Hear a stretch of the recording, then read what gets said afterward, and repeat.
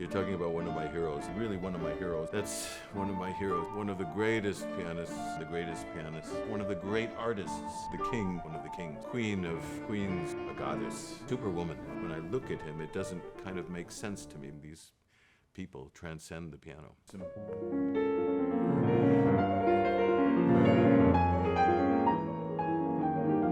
My name is Krieger. I'm chair of the piano department at Indiana University, and I'm going to break down the techniques of the greatest pianists that have ever lived.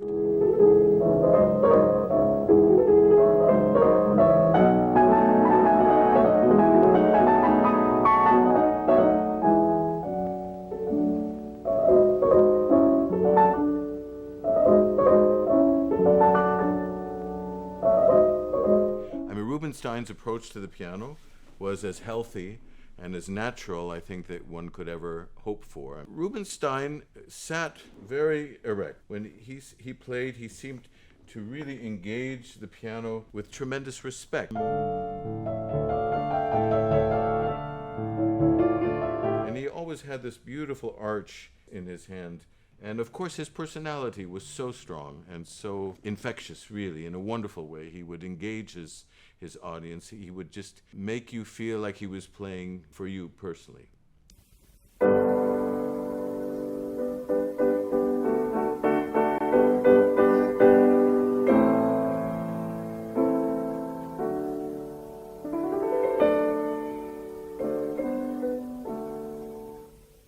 In my lifetime, when I heard him when I was very young, I was so impressed with how evenly he could play. His technique was based on natural physiology and aligning his hands in such a way that there was never any tension. His body just sinking into the key,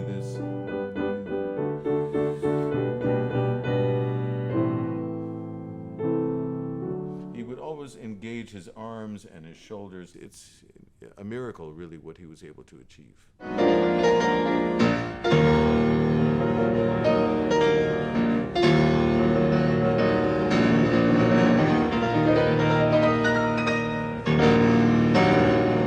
To hear someone like that play the piano makes me very nervous. One of the things I remember seeing him, just that alone right there, when he would scoop, he'd take big sonorities that he would get. He would use his stomach, his core. He's actually using biceps, wrist, stomach, and torso. And you can see that very, very clearly. But you can also see the drawing of the fingers inward, holding his fifth finger the way he did. And my understanding is when he saw a film of himself playing, he thought, oh my gosh, I had no idea I do that. That's not good. I think a genius like Horowitz just defies everything that we're taught, because he had his own way of making music and he had his own way of approaching the piano. The way he used the concert hall as part of his instrument, the same way he was using the piano to play with sound and dynamics. You can't really get that on recordings, We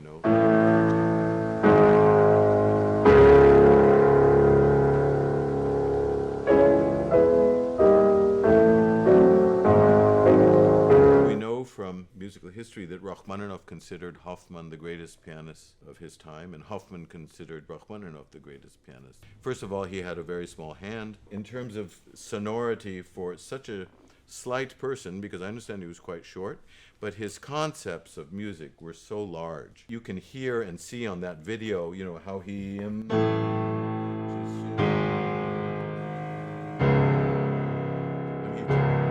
absolutely, how he uses his torso to help mold the sound. There's a video of him, I think, also playing the Emperor Concerto. You see the hands really open. He's always coming off the keys. And then when he falls on the keys, he always breaks the fall with the free wrist. Hofmann was one of the greatest of the greats.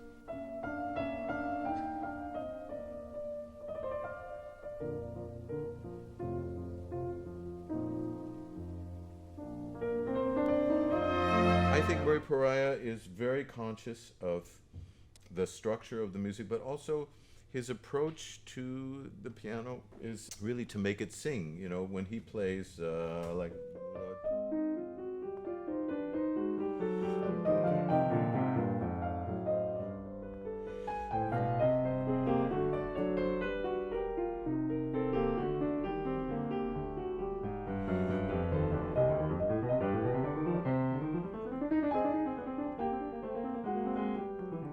something like that is always, it sounds like it's coming from a spring, from a well. It's always flowing and in total alignment emotionally with the harmony and the intention of the composer.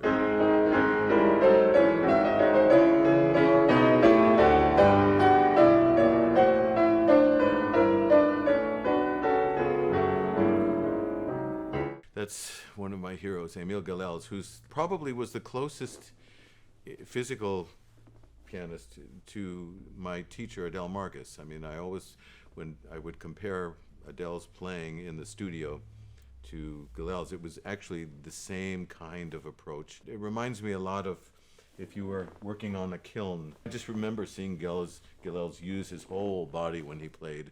I mean,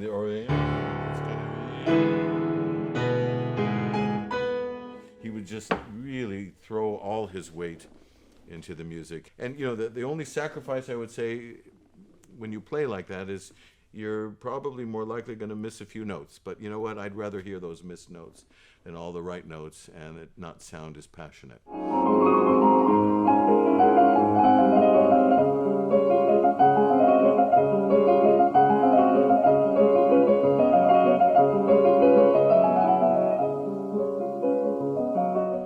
Just, the queens of piano playing. This was an artist that did not move very much at the piano. She had a big span, and my teacher told me that when they would have lunch together, she was constantly doing this. She was always sort of rubbing in between her fingers to just keep that. I hear her in Rock 3, play that chord. I think, well, she can reach that 10th. That's pretty amazing. I had the privilege of meeting her, and I was so touched really and inspired by her personality, which was so direct, honest, simple, no nonsense, straight to the point. That's how she played. But with great warmth, a beautiful singing tone. Every note was just a diamond, a pearl.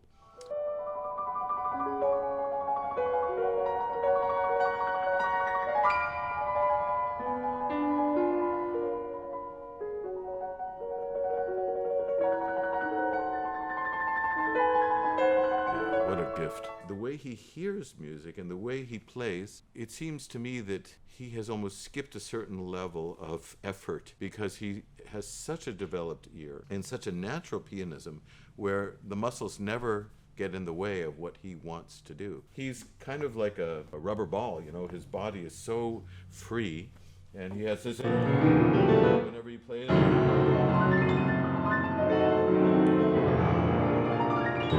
Whatever he's playing, he just looks like it's effortless. To watch someone like that, you really feel the piano is just a toy. He's doing this for fun. Well,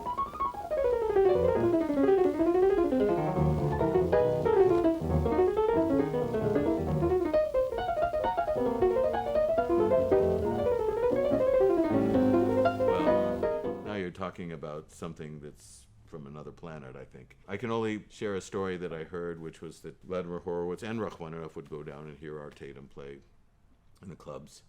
And Rachmaninoff used to sit in the back and just shake his head and wonder, how is this guy doing this? And Horowitz was so impressed with him that he apparently spent about 6 or 8 months preparing an arrangement of T for Two, and then invited Tatum to his house on 94th Street in New York and says, Mr. Tatum, I want to play this arrangement. I worked on it so hard. So Tatum apparently wouldn't look at the pianist when he would listen. He would turn the other way. And Horowitz did his thing, played T for Two, and then Tatum said, that's pretty good, Mr. Horowitz. Can I try it? And he sat down and played exactly what Horowitz had just played. And Horowitz was, no, I can't believe it. I can't believe it. How do you do that? Another example of a genius with an incredible ear and a facility that goes beyond anything you can teach.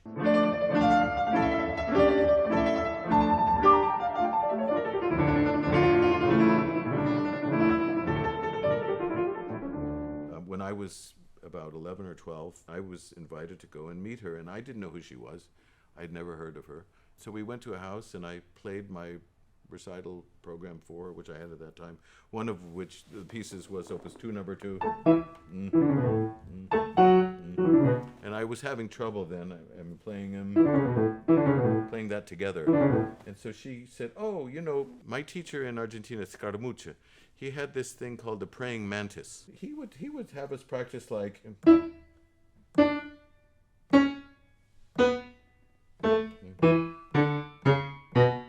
tearing out the notes. And so she showed me that, and she said, keep your wrist free and just...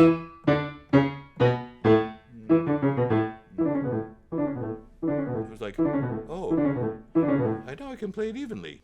The follow-through of the opening of the hand to taking the note and then pulling in and recovery. I think when I sat next to her and I was playing, I think we were doing some Rossini overture or something, I just started laughing because I'd never seen fingers like that before in my life. I mean, they were just so beautiful and so developed. You could see every muscle practically in them, and just how free she was. A fascinating personality is always inspiring to listen to.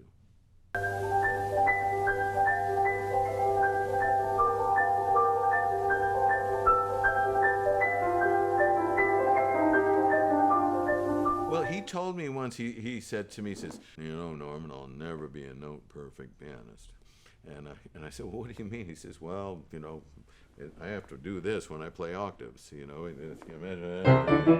because his hands were so huge. I think it could reach a 12th. So, when you have big hands, that's great, but it can also create difficulty. I heard Van a number of times, and I never heard an ugly sound come out of the piano. It was always huge. I mean, he had this huge sonority. It was like steel wrapped in velvet. There's always this kind of...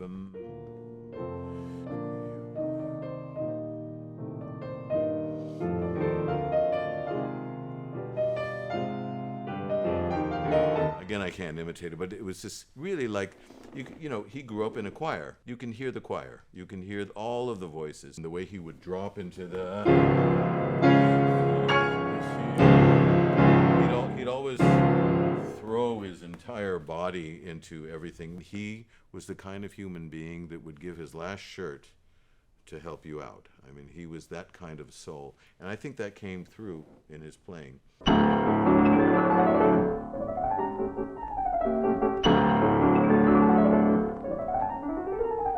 There's something about his sound when he's playing like...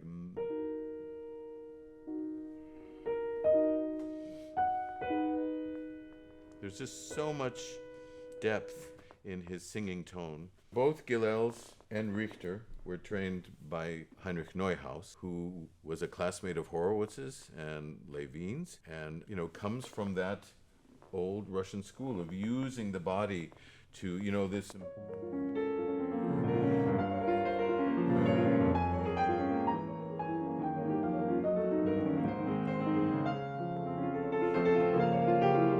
My understanding is that in the hall, sometimes when he would choose a tempo that was probably on the slower side, that if you listen to it on a recording, it's not as compelling as it was in the space that he was playing.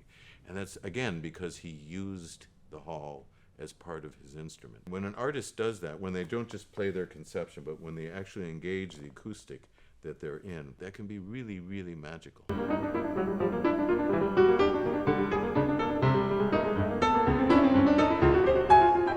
Superwoman. From what I can tell, there is not just this going on here, but there is somebody who really is conscious of how to use their torso, how to use their back, how to use the wrist. I love watching her hands, especially the pads. I mean, she really takes advantage of the cushion at the tips of her fingers. We were always taught never to do all but no matter what the passage. And it seems to me that Yuja Wang is very much in that. She's not into being a butterfly, so to speak. She stays very, very close. I think that that's a very smart thing to do, especially when you're playing pyrotechnical pieces.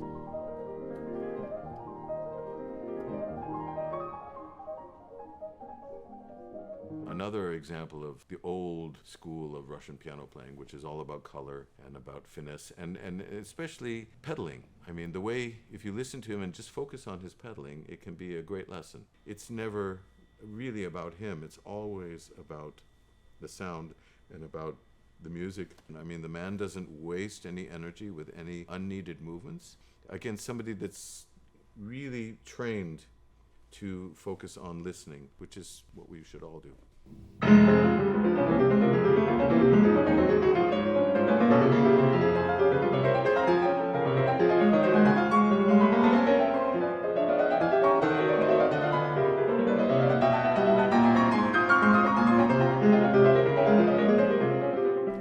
find that the way he uses his hands is a great lesson for all of us because, you know, he doesn't waste any energy. It's more than economy of motion. It's really figuring out how to distribute the weight throughout the whole hand in such a way that nothing gets distorted or distended. And you can tell that he really has considered everything that he is performing under a microscope, and yet it doesn't sound that way. It sounds totally spontaneous.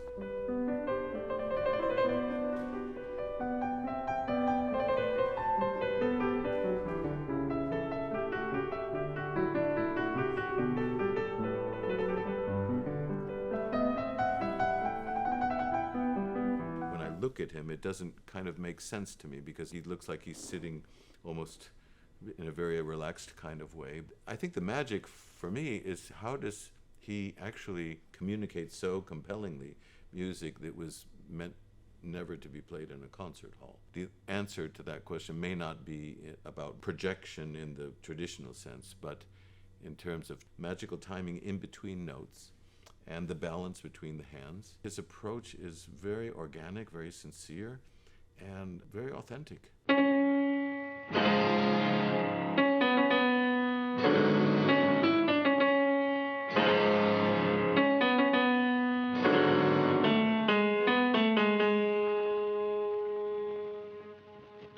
I think it's all in the ears, you know, and it's definitely on that third finger. Is that the right key?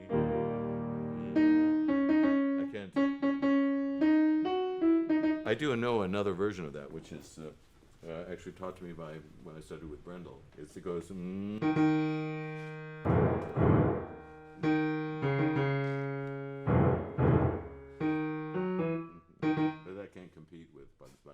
So every great artist that I've ever heard in my life, including Maria Callas, Montserrat Caballé, Leonard Bernstein, and they all broke the rules. What they were able to do is get underneath the skin of the composer and the composition and bring it to life. We're all different, and that we shouldn't sound alike. We should be ourselves.